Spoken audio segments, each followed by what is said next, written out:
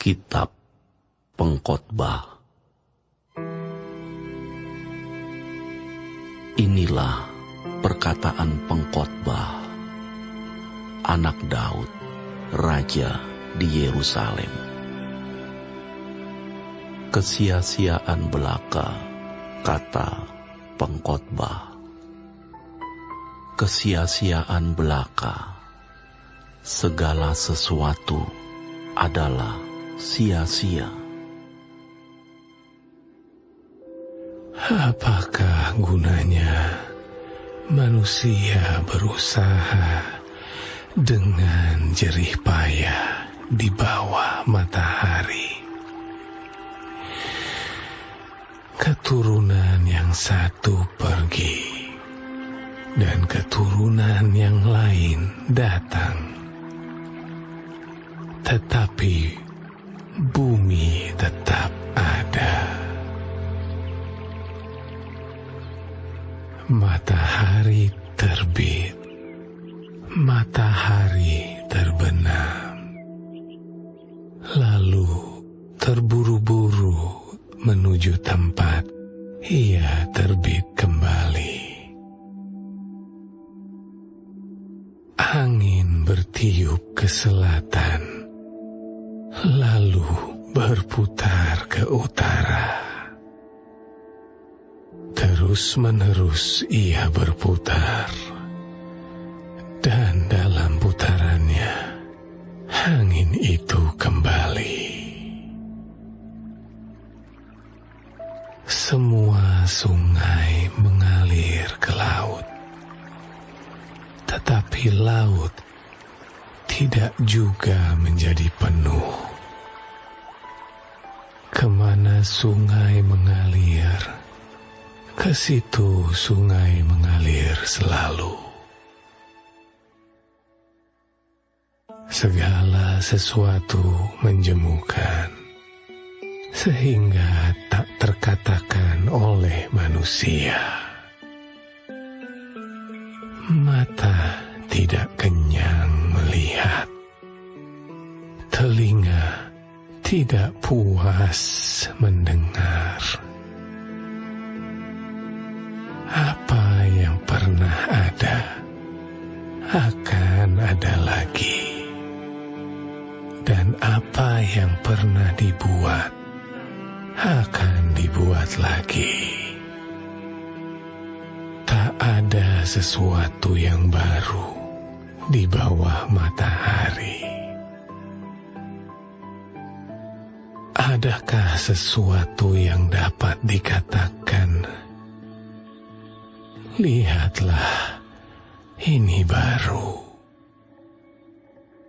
Tetapi itu sudah ada dulu, lama sebelum kita ada. Kenang-kenangan dari masa lampau tidak ada, dan dari masa depan yang masih akan datang pun tidak akan ada kenang-kenangan pada mereka yang hidup sesudahnya. Aku, pengkhotbah, adalah raja atas Israel di Yerusalem. Aku membulatkan hatiku untuk memeriksa dan menyelidiki dengan hikmat segala yang terjadi di bawah langit.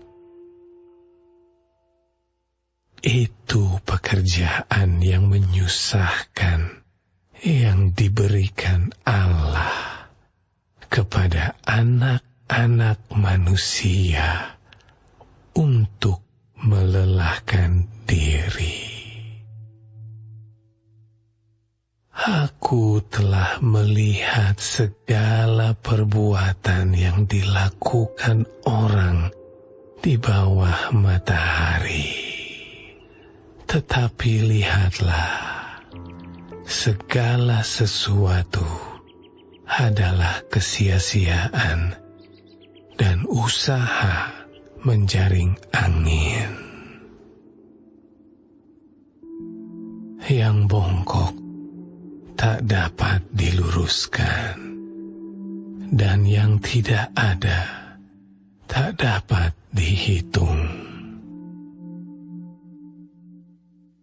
Aku berkata dalam hati, lihatlah, aku telah memperbesar dan menambah hikmat lebih daripada semua orang yang memerintah atas Yerusalem sebelum aku.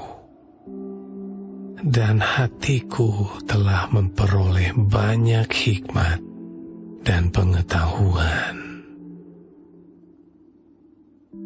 Aku telah membulatkan hatiku untuk memahami hikmat dan pengetahuan, kebodohan dan kebebalan. Tetapi aku menyadari bahwa hal ini pun adalah usaha menjaring angin, karena di dalam banyak hikmat ada banyak susah hati. Dan siapa memperbanyak pengetahuan, memperbanyak kesedihan.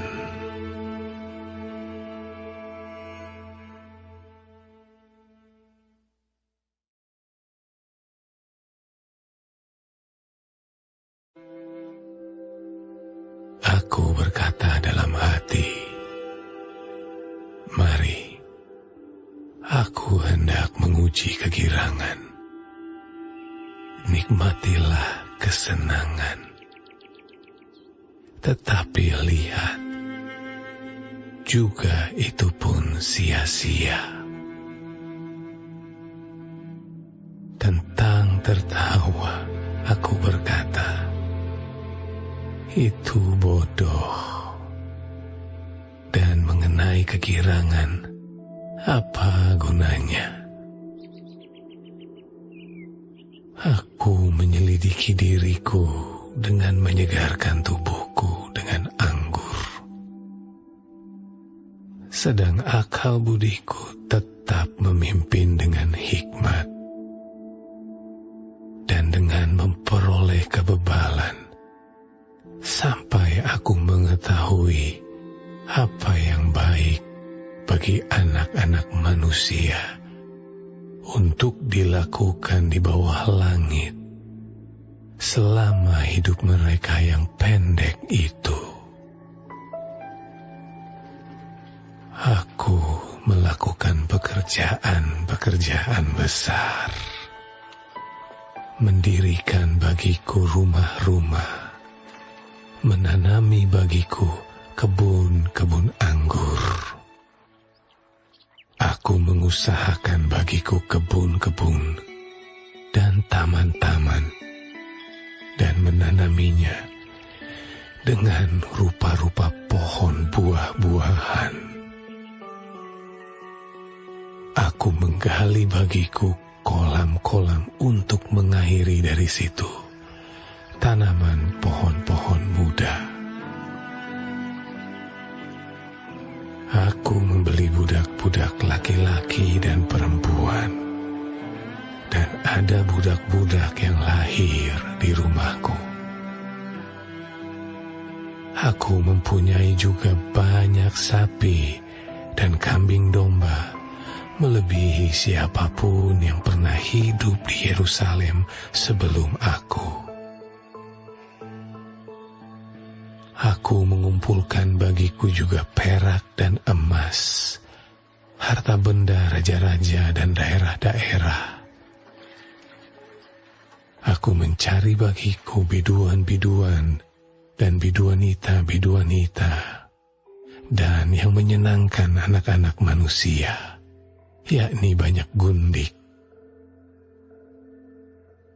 Dengan demikian aku menjadi besar, bahkan lebih besar daripada siapapun yang pernah hidup di Yerusalem sebelum aku. Dalam pada itu, hikmatku tinggal tetap padaku. Aku tidak merintangi mataku dari apapun yang dikehendakinya. Dan aku tidak menahan hatiku dari sukacita apapun, sebab hatiku bersukacita karena segala jerih payahku. Itulah buah segala jerih payahku. Ketika aku meneliti segala pekerjaan yang telah dilakukan tanganku, dan segala usaha yang telah kulakukan untuk itu dengan jerih payah, lihatlah, segala sesuatu adalah kesia-siaan dan usaha menjaring angin. Memang tak ada keuntungan di bawah matahari. Lalu aku berpaling untuk meninjau hikmat, kebodohan, dan kebebalan. Sebab apa yang dapat dilakukan orang yang menggantikan raja? Hanya apa yang telah dilakukan orang. Dan aku melihat bahwa hikmat melebihi kebodohan, seperti terang melebihi kegelapan. Mata orang berhikmat ada di kepalanya, sedangkan orang yang bodoh berjalan dalam kegelapan. Tetapi aku tahu juga bahwa nasib yang sama menimpa mereka semua. Maka aku berkata dalam hati, nasib yang menimpa orang bodoh juga akan menimpa aku. Untuk apa aku ini dulu begitu berhikmat? Lalu aku berkata dalam hati bahwa ini pun sia-sia. Karena tidak ada kenang-kenangan yang kekal, baik dari orang yang berhikmat maupun dari orang yang bodoh. Sebab pada hari-hari yang akan datang, kesemuanya sudah lama dilupakan. Dan orang yang berhikmat mati juga seperti orang yang bodoh. Oleh sebab itu, aku membenci hidup, karena aku menganggap menyusahkan apa yang dilakukan di bawah matahari. Sebab segala sesuatu adalah kesia-siaan dan usaha menjaring angin. Aku membenci segala usaha yang kulakukan dengan jerih payah di bawah matahari. Sebab aku harus meninggalkannya kepada orang yang datang sesudah aku. Dan siapakah yang mengetahui apakah orang itu berhikmat atau bodoh? Meskipun demikian, ia akan berkuasa atas segala usaha yang kulakukan di bawah matahari dengan jerih payah dan dengan mempergunakan hikmat. Ini pun sia-sia. Dengan demikian, aku mulai putus asa terhadap segala usaha yang kulakukan dengan jerih payah di bawah matahari. Sebab kalau ada orang berlelah-lelah dengan hikmat, pengetahuan, dan kecakapan, maka ia harus meninggalkan bahagiannya kepada orang yang tidak berlelah-lelah untuk itu. Ini pun kesia-siaan dan kemalangan yang besar. Apakah faedahnya yang diperoleh manusia dari segala usaha yang dilakukannya dengan jerih payah di bawah matahari dan dari keinginan hatinya? Seluruh hidupnya penuh kesedihan dan pekerjaannya penuh kesusahan hati.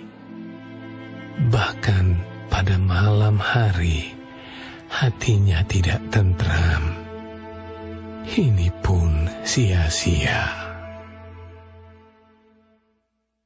Tak ada yang lebih baik bagi manusia daripada makan dan minum dan bersenang-senang dalam jerih payahnya. Aku menyadari bahwa ini pun dari tangan Allah. Karena siapa dapat makan dan merasakan kenikmatan di luar Dia?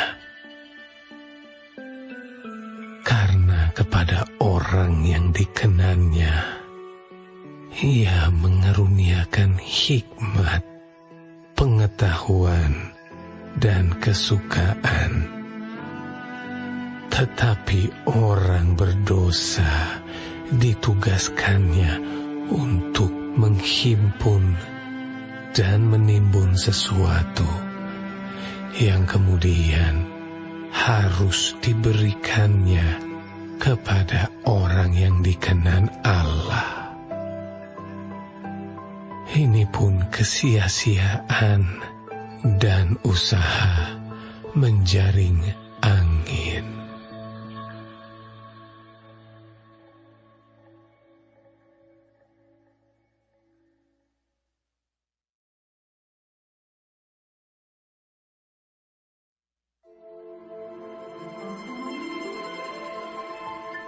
Untuk segala sesuatu ada masanya. Untuk apapun di bawah langit ada waktunya. Ada waktu untuk lahir. Ada waktu untuk meninggal. Ada waktu untuk menanam. Ada waktu untuk mencabut yang ditanam. Ada waktu untuk membunuh. Ada waktu untuk menyembuhkan. Ada waktu untuk merombak. Ada waktu untuk membangun. Ada waktu untuk menangis. Ada waktu untuk tertawa. Ada waktu untuk meratap. Ada waktu untuk menari. Ada waktu untuk membuang batu.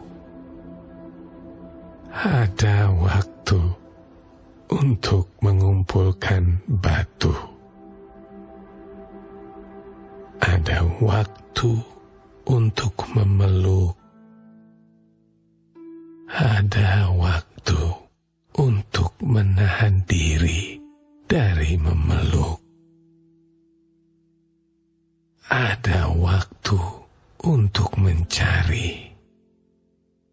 Ada waktu untuk membiarkan rugi. Ada waktu untuk menyimpan.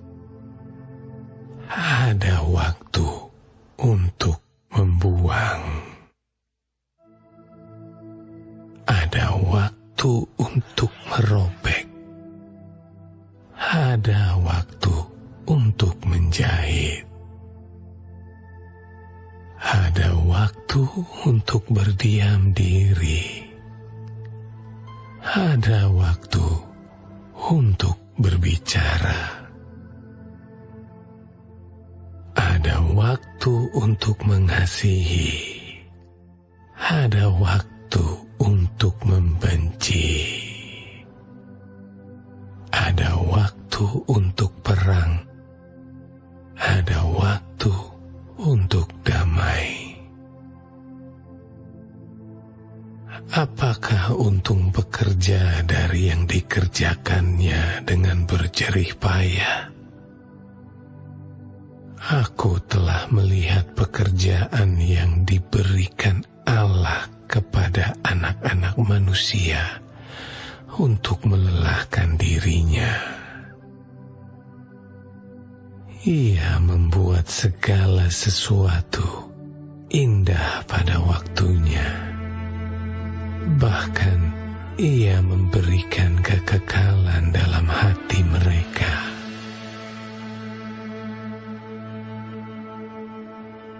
Tetapi manusia tidak dapat menyelami pekerjaan yang dilakukan Allah dari awal sampai akhir. Aku tahu bahwa untuk mereka tak ada yang lebih baik daripada bersuka-suka dan menikmati kesenangan dalam hidup mereka. Dan bahwa setiap orang dapat makan, minum, dan menikmati kesenangan dalam segala jerih payahnya. Itu juga adalah pemberian Allah. Aku tahu bahwa segala sesuatu yang dilakukan Allah akan tetap ada untuk selamanya. Itu tak dapat ditambah dan tak dapat dikurangi. Allah berbuat demikian supaya manusia takut akan Dia. Yang sekarang ada, dulu sudah ada. Dan yang akan ada, sudah lama ada. Dan Allah mencari yang sudah lalu.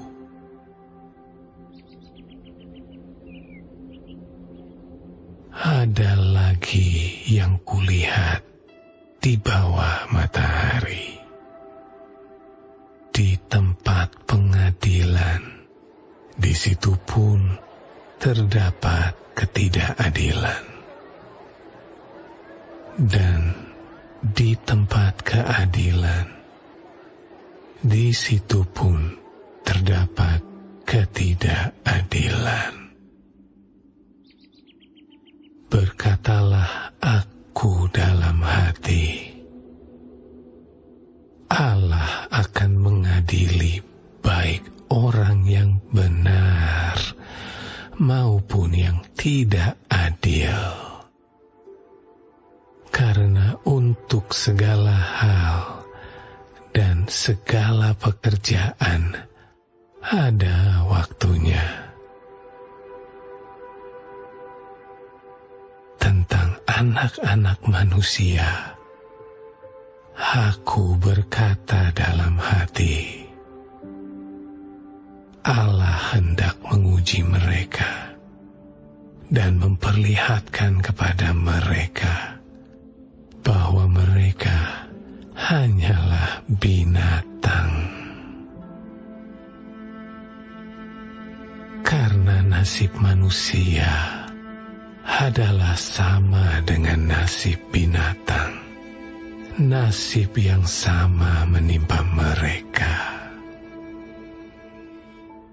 Sebagaimana yang satu mati, demikian juga yang lain. Kedua-duanya mempunyai nafas yang sama, dan manusia tak mempunyai kelebihan atas binatang, karena segala sesuatu adalah sia-sia. Kedua-duanya menuju satu tempat. Kedua-duanya terjadi dari debu, dan kedua-duanya kembali kepada debu. Siapakah yang mengetahui apakah nafas manusia naik ke atas dan nafas binatang turun ke bawah bumi? Aku melihat bahwa tidak ada yang lebih baik bagi manusia daripada bergembira dalam pekerjaannya, sebab itu adalah bahagiannya. Karena siapa akan memperlihatkan kepadanya apa yang akan terjadi sesudah dia?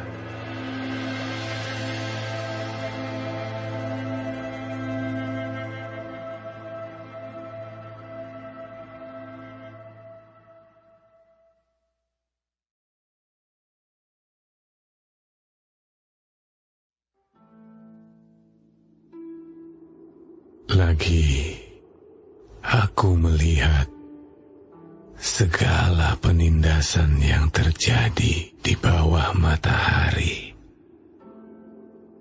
Dan lihatlah, air mata orang-orang yang ditindas, dan tak ada yang menghibur mereka, karena di pihak orang-orang yang menindas ada kekuasaan. Oleh sebab itu, aku menganggap orang-orang mati yang sudah lama meninggal lebih bahagia daripada orang-orang hidup yang sekarang masih hidup. Tetapi yang lebih bahagia daripada kedua-duanya itu, kuanggap orang yang belum ada, yang belum melihat perbuatan jahat yang terjadi di bawah matahari. Dan aku melihat bahwa segala jerih payah dan segala kecakapan dalam pekerjaan adalah iri hati seseorang terhadap yang lain. Orang yang bodoh melipat tangannya dan memakan dagingnya sendiri. Segenggam ketenangan lebih baik daripada 2 genggam jerih payah dan usaha menjaring angin. Aku melihat lagi kesia-siaan di bawah matahari. Ada seorang sendirian. Ia tidak mempunyai anak laki-laki atau saudara laki-laki, dan tidak henti-hentinya ia berlelah-lelah. Matanya pun tidak puas dengan kekayaan. Untuk siapa aku berlelah-lelah dan menolak kesenangan? Ini pun kesia-siaan dan hal yang menyusahkan. Berdua lebih baik daripada seorang diri, karena mereka menerima upah yang baik dalam jerih payah mereka.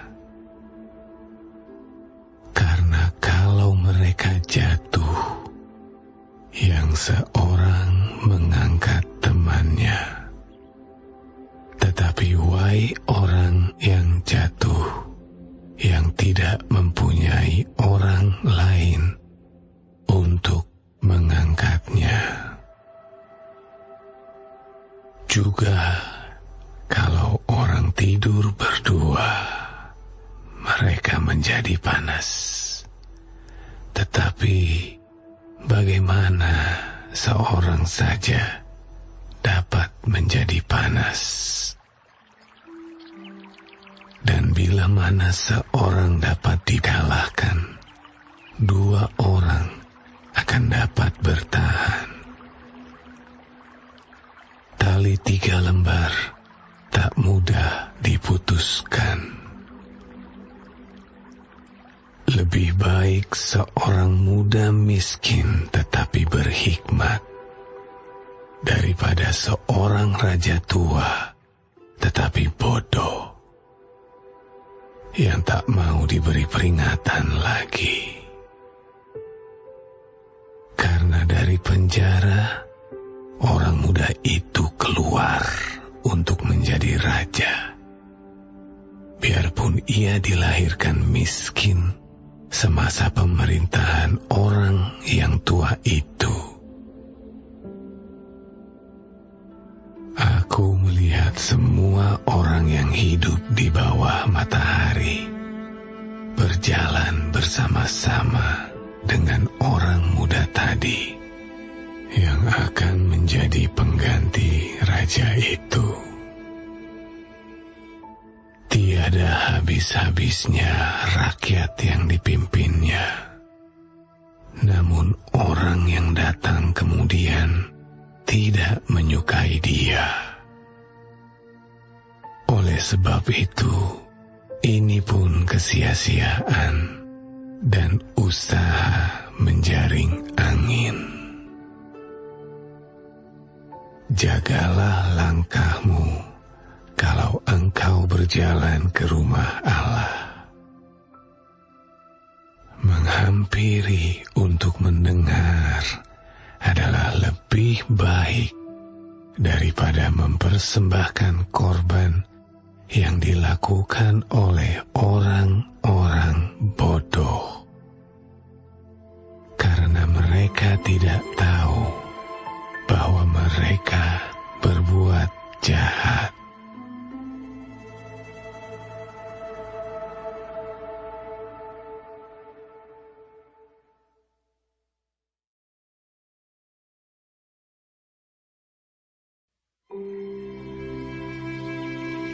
Janganlah terburu-buru dengan mulutmu, dan janganlah hatimu lekas-lekas mengeluarkan perkataan di hadapan Allah, karena Allah ada di sorga dan engkau di bumi.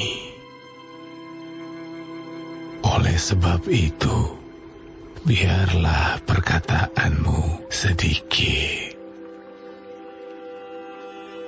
Karena sebagaimana mimpi disebabkan oleh banyak kesibukan, demikian pula percakapan bodoh disebabkan oleh banyak perkataan. Kalau engkau bernazar kepada Allah, janganlah menunda-nunda menepatinya, karena Ia tidak senang kepada orang-orang bodoh. Tepatilah nazarmu lebih baik engkau tidak bernazar daripada bernazar tetapi tidak menepatinya. Janganlah mulutmu membawa engkau ke dalam dosa, dan janganlah berkata di hadapan utusan Allah bahwa engkau khilaf. Apakah perlu Allah menjadi murka atas ucapan-ucapanmu dan merusakkan pekerjaan tanganmu? Karena sebagaimana mimpi banyak, demikian juga perkataan sia-sia banyak. Tetapi takutlah akan Allah. Kalau engkau melihat dalam suatu daerah orang miskin ditindas dan hukum serta keadilan diperkosa, janganlah heran akan perkara itu. Karena pejabat tinggi yang satu mengawasi yang lain, begitu pula pejabat-pejabat yang lebih tinggi mengawasi mereka. Suatu keuntungan bagi negara dalam keadaan demikian ialah kalau rajanya dihormati di daerah itu. Siapa mencintai uang tidak akan puas dengan uang, dan siapa mencintai kekayaan tidak akan puas dengan penghasilannya. Ini pun sia-sia. Dengan bertambahnya harta, bertambah pula orang-orang yang menghabiskannya. Dan apakah keuntungan pemiliknya selain daripada melihatnya? Enak tidurnya orang yang bekerja, baik ia makan sedikit maupun banyak.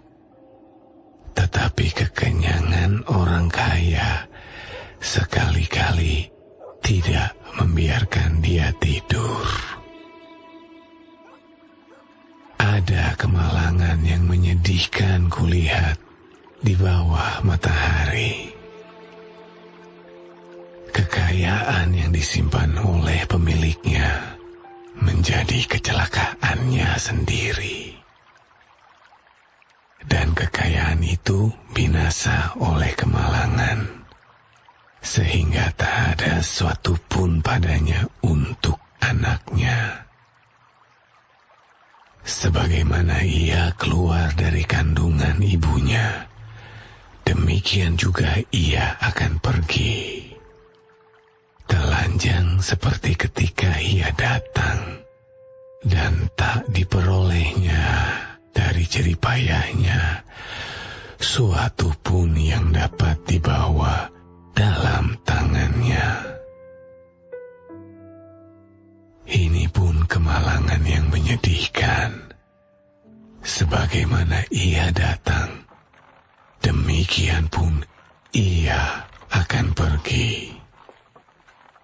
Dan apakah keuntungan orang tadi yang telah berlelah-lelah menjaring angin? Malah sepanjang umurnya ia berada dalam kegelapan dan kesedihan, mengalami banyak kesusahan, penderitaan, dan kekesalan.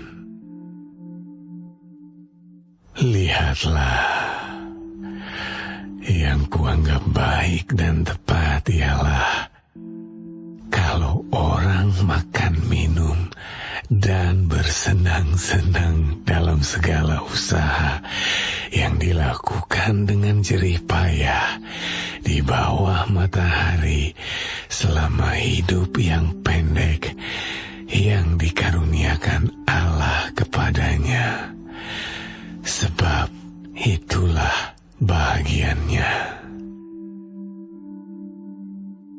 Setiap orang yang dikaruniai Allah kekayaan dan harta benda dan kuasa untuk menikmatinya, untuk menerima bahagiannya, dan untuk bersuka cita dalam jerih payahnya. Juga itu pun karunia Allah. Tidak sering ia mengingat umurnya, karena Allah membiarkan ia sibuk dengan kesenangan hatinya.